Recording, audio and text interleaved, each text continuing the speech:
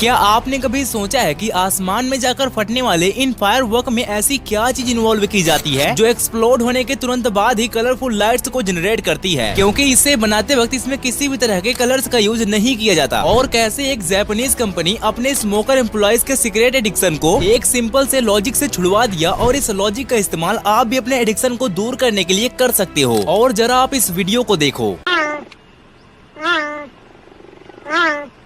इसमें यह टायर की तरह दहाड़ता नहीं बल्कि बिल्ली की तरह म्याऊ करता है। तो आखिर इस टायर में ऐसा क्या डिफेक्ट है जो यह बिल्ली की तरह म्याऊ कर रहा है? और आपको इस वीडियो में आगे मैं आपको एक ऐसा मैप देने वाला हूँ जिसके हेल्प से अगर आप मिल्की वे गैलेक्सी में खो जाते हो तो आप अर्थ पर वापस आ सकते हो। अब क्योंकि ये सारे फैक्ट मैं आपको इंट्रो में नहीं बता सकता, इसलिए आप वीडियो को देखो। नंबर 20, एक फायरवर्क को बनाने के लिए 100% इंग्रेडिएंट में 75% पोटेशियम नाइट्रेट, 15% चारकोल और 10% सल्फर का यूज किया जाता है, जिसमें सबसे पहले 112.8 डिग्री सेल्सियस पर सल्फर मेल्ट होता है और इसी मेल्टिंग की वजह से फायरवर्क एक्सप्लोड होता है जो लार्ज अमाउंट में एनर्जी और गैसेस को रिलीज करता है। लेकिन एक फायरवर्क को बनाने के लिए इन 3 इंग्रेडिएंट के अलावा कुछ अदर एलिमेंट्स का भी यूज किया जाता है, जिसमें strontium, barium, copper, sodium, titanium include होते हैं। और ये वही एलिमेंट होते हैं जो फायरवर्क में लाइट जनरेट करते हैं, क्योंकि हीटिंग के चलते ये एलिमेंट डिफरेंट वेवलेंथ बनाते हैं, जिसकी वजह से अलग अलग कलर के लाइट जनरेट होते हैं। और ये एलिमेंट किस तरीके से हीट होकर अलग अलग कलर बनाते हैं ये आप एक्सपेरिमेंट देख सकते हो। नंबर 19, फोर्ब्स वेबसाइट के एक आर्टिकल के अकॉर्डिंग एक व्यक्ति को मेगा मिलियंस में एक लॉटरी लगी थी, जिसका नाम अगर आपको पता लगे तो कमेंट में बताना। लेकिन इसके बारे में कमाल का फैक्ट ये है कि मेगा मिलियंस में उसकी लॉटरी 1.28 बिलियन डॉलर की लगी थी, जो कि इंडियन करेंसी में कुछ इतने रुपए बनते हैं। लेकिन बाद में टैक्स लगने के बाद 433.7 मिलियन डॉलर ही उसे मिला था। अगर आप इस अमाउंट को जीते हुए अमाउंट से मिलाओगे तो आप शॉक्ड हो जाओगे। लेकिन अगर आज आप उसी अमाउंट की लॉटरी जीतते हो तो आपको 433 मिलियन डॉलर नहीं बल्कि 747 मिलियन डॉलर दिया जाएगा। और यह लॉटरी प्राइस पूरे हिस्ट्री का दूसरा सबसे बड़ा लॉटरी प्राइस था। नंबर 18, इस तरीके के कई पेंटिंग्स को शायद आपने पहले जरूर देखा हो, जिसमें किसी दूसरे ऑब्जेक्ट के सामने बैकग्राउंड को रिलेट करते हुए पेंटिंग की जाती है। और इस पेंटिंग की खास बात यह होती है कि यह बैकग्राउंड से इतना ज्यादा रिलेट करता है कि पूरी पेंटिंग इनविजिबल हो जाती है। इस तरह के पेंटिंग्स को एनामॉर्फिक पेंटिंग टेक्निक कही जाती है, जो देखने में अमेजिंग और बहुत ही कूल दिखाई देता है। नंबर 17, हम सभी हर सुबह और शाम को सनराइज और सनसेट को तो देखते ही हैं, लेकिन आज मैं आपको अर्थ राइज और अर्थ सेट दिखाऊंगा। सबसे पहले तो आप मून पर हो रहे इस अर्थ राइज की इमेज को देख लो, जिसे 24 दिसंबर 1968 में अपोलो 8 के astronauts Frank Bormann, Jim Lovell और विल एंडर्स के जरिए कैप्चर किया गया था। और ये डिटेल नासा के LRO डिवाइस के जरिए कलेक्ट किया गया था। इस वीडियो में आप देख सकते हो कि मून पर कैसे अर्थ राइज होता है, और इस वाली वीडियो में अर्थ सेट को आराम से देख सकते हो। नंबर 16, इंट्रो में दिखाए गए इस वीडियो में जो टायर बिल्ली की तरह म्याऊ बोलता है वो रियल नहीं था, ऐसा सोचना भी मत, क्योंकि टायर दहाड़ता तो है ही, लेकिन अगर उसके गले में यू शेप की ये बोन ही ना हो तो वह रोर नहीं कर सकता। इस बोन को कंठिका कहा जाता है, और इसमें थोड़ी सी भी गलती होने पर जितने भी टायर होते हैं वो ऐसे ही बोलते हैं। नंबर 15, स्क्रीन पर दिख रहे ये पिंगुइन्स वर्ल्ड के सबसे छोटे पिंगुइन्स होते हैं, जिन्हें लिटिल ब्लू पिंगुइन के नाम से जाना जाता है, और ये मैक्सिमम न्यूजीलैंड में पाए जाते हैं। इनके बारे में सबसे इंटरेस्टिंग बात इनकी साइज ही होती है, जो मैक्सिमम 43 सेंटीमीटर तक लंबे और 33 सेंटीमीटर तक चौड़े हो सकते हैं। और क्योंकि ये देखने में ब्राइट कलर के होते हैं इसलिए इन्हें फेरी पेंगुइन भी कहा जाता है। नंबर 14, अगर आप केले के छिलके को रोज दांतों पर 2 मिनट तक रगड़ते हो तो आपके दांत साफ हो जाएंगे, ऐसा सोचना भी मत, क्योंकि ये फैक्ट बिल्कुल गलत है। इसका यूज कई लोगों ने अपने दांतों पर किया था, जिसका इफेक्ट जरा सा भी नहीं हुआ, so don't try it. Number 13, ये वीडियो जनवरी 2023 की है, जब सोनू जायसवाल नाम का एक लड़का फ्लाइट 698 एयरलाइन से ट्रेवल कर रहा था, और इसी समय वो फेसबुक पर लाइव था। लेकिन तभी किसी रीजन से पूरा प्लेन नेपाल में क्रैश हो जाता है, और इस प्लेन में प्रेजेंट 72 पैसेंजर्स मारे जाते हैं। नंबर 12, यह बात रसिया की है, जब किसी व्यक्ति ने 1997 में किसी टायर की हंटिंग करता है, और इस हंटिंग के दौरान टायर बुरी तरीके से घायल हो जाता है। अब आप ये सोचोगे कि इसमें खास बात क्या है? खास बात यह है कि उस टायर का पूरा ग्रुप उस व्यक्ति के कैंप को देख लेते हैं, जिसके बाद वह पूरा टायर का ग्रुप 12 घंटे उस कैंप के बाहर उस व्यक्ति का इंतजार करते हैं। यह लगता तो बिल्कुल अनबिलीवेबल है, लेकिन यह स्टोरी बिल्कुल सही है। नंबर 11, अगर आप किसी भी एडिक्शन को छोड़ना चाहते हैं तो ये स्टोरी आपके लिए हेल्पफुल हो सकती है। एक जापानीज कंपनी थी, बाय द वे मैं इस कंपनी का नाम तो नहीं ले सकता, बट इस कंपनी के मैक्सिमम एम्प्लॉय सिगरेट के एडिक्ट हो चुके थे। अब ये कंपनी का ओनर इन एम्प्लॉय को कंपनी से बाहर भी नहीं निकाल सकता, क्योंकि इन सभी एम्प्लॉयज का अच्छा खासा एक्सपीरियंस था। तो उन्हीं एम्प्लॉयज में एक ऐसा एम्प्लॉय भी था जो कंपनी के ओनर को सजेशन देता है इन्हें एक ऐसी चीज का लालच दिया जाए जो इन्हें खूब पसंद हो। तो अगले ही दिन कंपनी ओनर ने सभी एम्प्लॉय को कुछ ऐसा कहा जो एम्प्लॉय कंपनी के अंदर स्मोकिंग नहीं करेगा उस एम्प्लॉय को हर एक साल में 6 छुट्टियां एक्स्ट्रा मिलेगी। अब वे इन्हीं छुट्टियों के चलते स्मोकिंग को छोड़ देते हैं। अगर आप किसी भी एडिक्शन को छोड़ना चाहते हैं तो आप उस चीज को याद करिए जो आपके काफी ज्यादा नजदीक है। नंबर 10, ये एक ट्रिक है किसी भी रोते हुए न्यूबॉर्न बेबी को शांत कराने के लिए। नॉर्मली आपको अपने एक हाथ से बच्चे के दोनों हाथों को कुछ इस तरीके से उसके सीने पर लगाकर पकड़ लेना है और दूसरे हाथ से बच्चे के बैक पार्ट को कुछ इस तरीके से पकड़कर सेक करना है। आप देखेंगे कि बच्चा खुद ही शांत हो जाएगा। अब आपको पूरी तरीके से बिलीव हो जाए इसलिए आप वीडियो क्लिप को देख लो।